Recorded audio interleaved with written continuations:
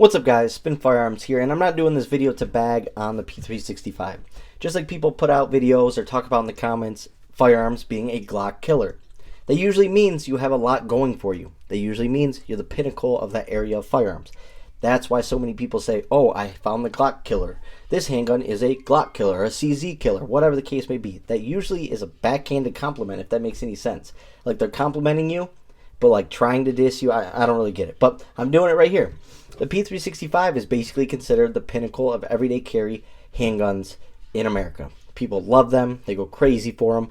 I've never had such an angry group of people attack my videos in my life, except for SIG fans. It's wild. I've never seen it before, but it is what it is. Obviously, I have them. I shoot them great. They're smooth little shooters. So I'm basically calling this video out to say I found something better in the P365. Better than a lot of these other Micro 9s, and honestly, in my opinion, it is 100%, regardless of the comments, regardless what anyone says. I don't get money from any of these companies. It is 100% the P365 killer. Let's get into it. We're talking about, oh wait, sorry, grabbed the wrong one. The Stoeger STR9 Micro Compact. Now, I know a lot of people are going to say, oh, bullcrap, it's a budget firearm, it's not optics ready. Well, they make an optics ready version. They also make an optics ready version with night sights. I just got the base model, right? So they do make a fully, night sight optics ready, just like the SIG P365. But they also did a lot of things that are just better in general, just overall better. Now, let me find a larger Stoeger of mine so we can start talking about this stuff right here, right? So I made a video about this handgun and its magazine compatibility. Not only does it come with an 11 round flush mag that is shorter than the P365, but it comes with a 13 round mag, and the ergonomics are on point. Now the 13 mag is the exact same length as a SIG P365 12 round mag, right? So honestly, it has a little bit more capacity for its size, but it's not noticeable. It doesn't really matter. Let's just be realistic here. But what's crazy is, right, imagine this being a P320 compact. And this is your SIG P365, right? This is the micro compact stack and a half version, and this is your compact version, right? Runs flawlessly. This mag is interchangeable with every larger double stack mag out there from Stoeger. They have the compact, the subcompact, the full size, all those, and the mags all run together. So that is one of the greatest things about this handgun, right? Its capacity, but also if you have other Stoeger line pistols, you get the magazines. Also, when it comes down to Stoeger and their manufacturing, they have one of the best plants that was given to them from Beretta or sold, whatever the business deal was. So they have an awesome factory that's up to date with awesome equipment for producing these handguns. And they changed a lot. The finish on the Micro Compact is so much better than the compact and the subcompact. If you notice, they definitely upgraded their finish, and it's much more Glockish, CZ-ish, Smith & Wesson-ish, right? And the number one complaint about a P365 from a lot of people in my comments is their finish. Rusting on the sights, rusting on the mags. Well, the mags are all stainless steel, awesome quality. As you can see, they're all awesome mags. You will not have any of those issues with this handgun. And you're going to ask, how many rounds to this so far? I put over 450 rounds to this little handgun, and it's ran flawlessly. It is a great shooter. Now, I made a video talking about my updated Micro 9 list, and this is going to be in there because this is definitely competing with all these other Micro 9s. Even for $350, I would take this over optics ready P365. I would take this over my GX4. I would take this over a bunch of options, which I talk about in my video. Now, what else does it have going for it?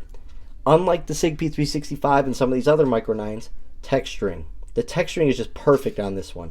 The ergonomics are perfect. The overall texturing plus ergonomics on the P365 isn't bad with the Wilson Combat, but for the original one, it just leaves something desired in the hand. Like you got to wrap it with some grips or put something on it, or just get a different textured grip. Or the Wilson Combat's a little wider, which I actually love the Wilson Combat grip. But for me, right out of the box, this grip just fits my hand perfectly. Now, it might be different for you guys. I wear size large gloves for reference. Also, they put memory pads. That was a big complaint where that rail on that SIG comes all the way. And when you're shooting, sometimes your thumb just, slides in that rail. Memory pads are a nice way to lock your grip in really, really well. This rail might be a little bit more versatile. I have yet to test out what can go on here, but I'm guessing that some of the Streamlights that fit other micro 9s will be able to go on this, so that's really nice. Overall sights, like I said, there's a tritium option available. Mine is just standard textured rear, white dot front sight, and no optics ready, but this was $350. The one with the night sights, the optics ready, is $450, so a little bit cheaper than a SIG. But this handgun has a lot going for it, like I said, and on top of that, I know it doesn't matter to a lot of people, but to other people it does. The overall look of this handgun. This handgun looks absolutely sweet. And what I tell people is the reason why looks do matter sometimes is if you're really fully in love with your handgun, trust your life with all that, liking the way it looks just adds to it so much more. You're going to want to take it to the range. You're going to want buddies to shoot it. You're going to want to test it. You're going to want to make sure it's perfect for everyday carry. So sometimes looks do matter. Also, they didn't use a super complicated system. Now, I think the FCU is absolutely genius. But when crap hits the fan, tell me that you're going to sit on the ground with a broken SIG and fix the FCU fast. Tell me that. I know that's not true. I've taken my SIGs apart multiple times, many times actually, and it is a pain in the butt. Now, it's a genius system, but when you do have a fix, it is a pain in the butt.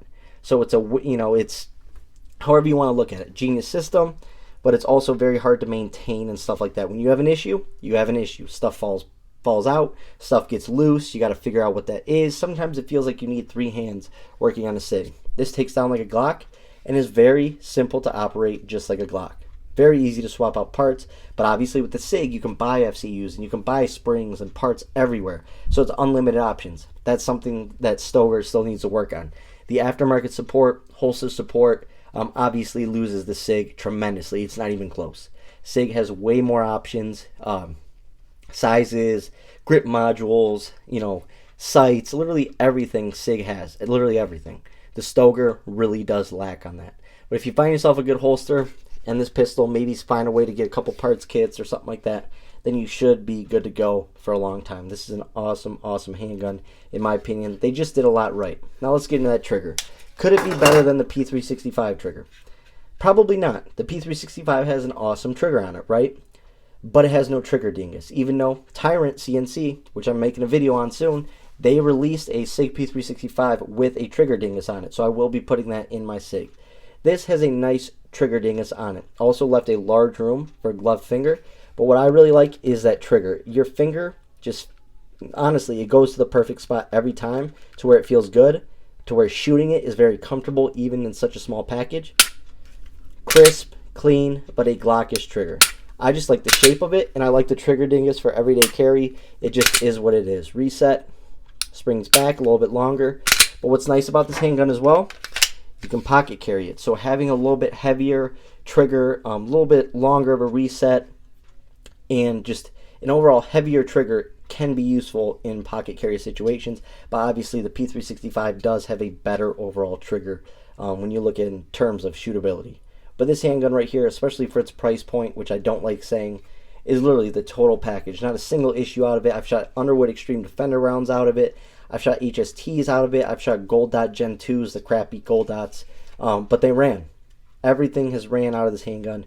Recoil impulses really well. I think the SIG P365 shoots a little bit smoother, but I'd say they're pretty even in overall shootability. And I think the P365 is one of the flatter, smoother shooting Micro 9s out there. Stoker absolutely knocked this thing out of the park. Hope you guys enjoyed the video. Thanks for watching.